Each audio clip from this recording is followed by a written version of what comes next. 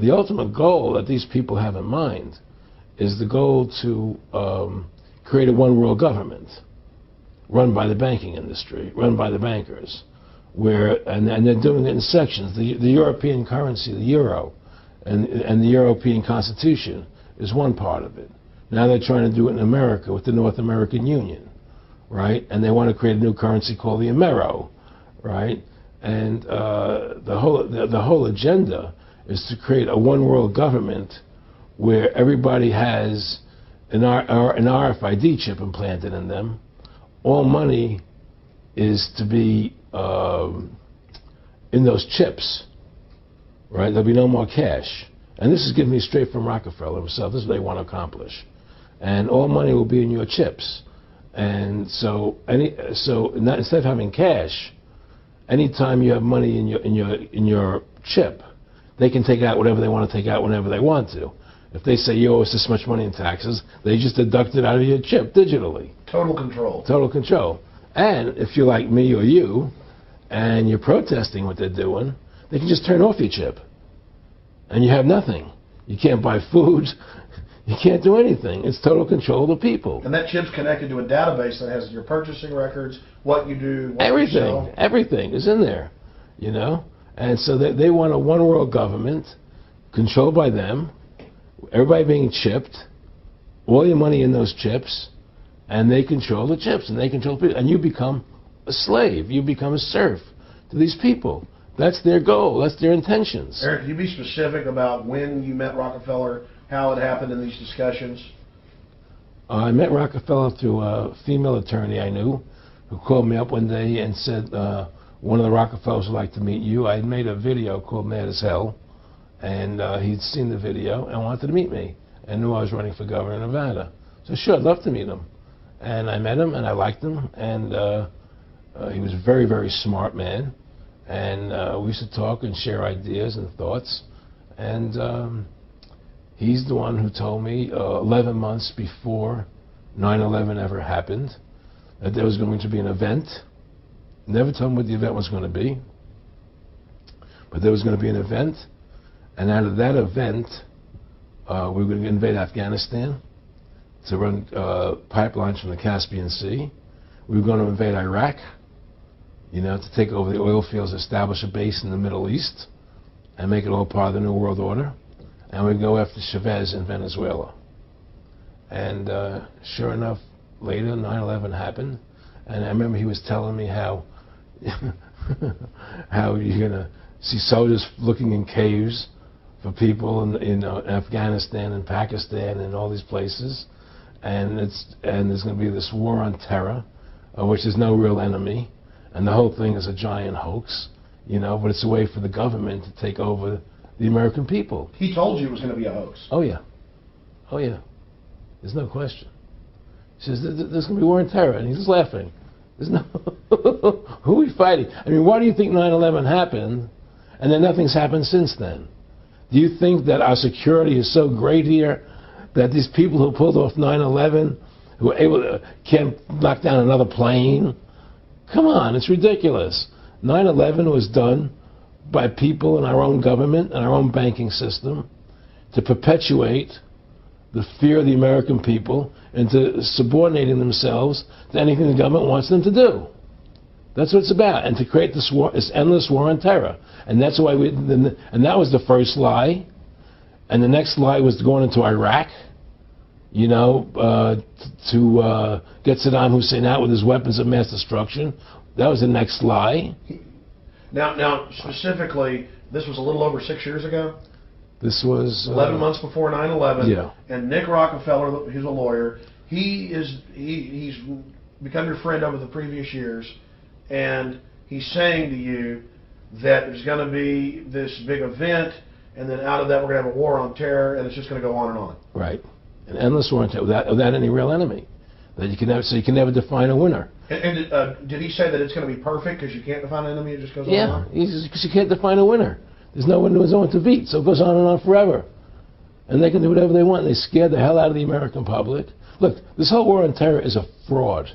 It's a farce. It's very difficult to say it out loud because people are intimidated against saying it. Because if you say it, they want to make you into a nutcase. But the truth has to come out. That's why I'm doing this interview. The fact of the matter happens to be that the whole war on terror is a fraud. It's a farce. Yeah, there's a war going on in Iraq because we invaded Iraq.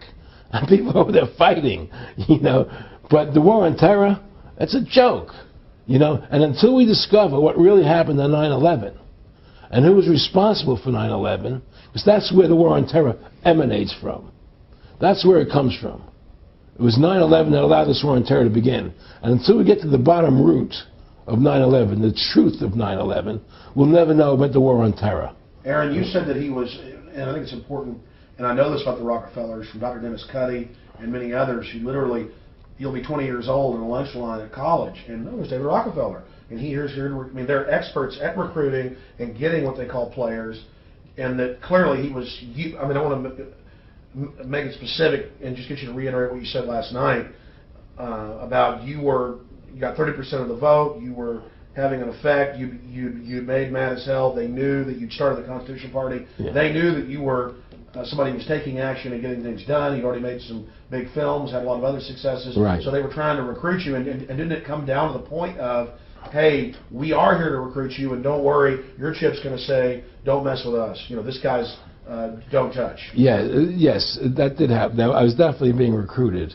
But it's more subtle than that. Well, in your words, just go through the process, and then what he said. Well, what it is remember, we were friends, and we used to go to my house a lot. We'd have dinner, we'd talk, and he'd tell me about business investments I get involved in, you know, or they would help me with this business investment or that business investment. And was I interested in joining the Council on Foreign Relations? You know, I would have to get a letter to join them, but was I interested in that? And you know, just stuff, you know, leading you on. And I used to say to him that I never really did that because that wasn't where I was coming from.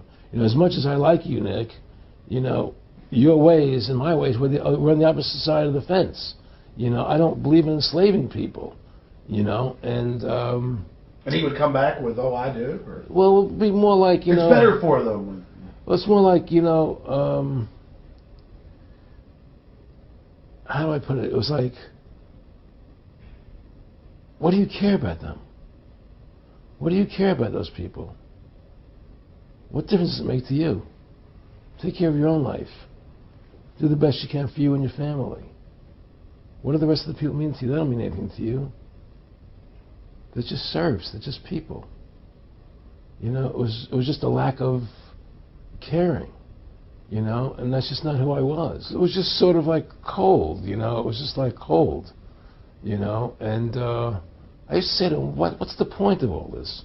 You have all the money in the world you need. You have all the power you need. What's the point? You know, what's the end goal? And he said the end goal is to get everybody chipped, to control the whole society, to have the bankers, the elite people, you know, the bankers and some governor controlling the world. And I said, do all the people in the Council on Foreign Relations believe this way you do? He said, no. You know, most of them believe they're doing the right thing. A lot of them believe it's better off being socialistic. You know, we have to convince people that socialism is really capitalism. Because America is becoming a socialist country. It's a communist country today. Well, one of the things they told me was that he was at the house one night, and he would talk, and he started laughing. He said, "Aaron, what do you think women's liberation was about?" And I said, I had pretty conventional thinking about it at that point. I said, I think it's about women having the right to work, getting equal pay with men, just like they won the right to vote. You know? And he started to laugh. He said, "You're an idiot." And I said, "Why am I an idiot?" He said, let me tell you what that was about. We, the Rockefellers, funded that. We funded Women's Lib, you know? And we're the ones who got all over the newspapers and television, the Rockefeller Foundation. He says, and you want to know why? He said, there were two primary reasons. And they were, one reason was we couldn't tax half the population before Women's Lib. And the second reason was, now we get the kids in school at an early age. We can indoctrinate the kids how to think. It breaks up their family. The kids start looking at the state as the family, as the school, as the officials, as their family, not as the parents teaching them. And so those are the two primary reasons for women's lib, which I thought up to that point was a noble thing. You know, when I saw their intentions behind it, where they were coming from when they created it, the thought of it, I saw the evil behind what I thought was a noble adventure.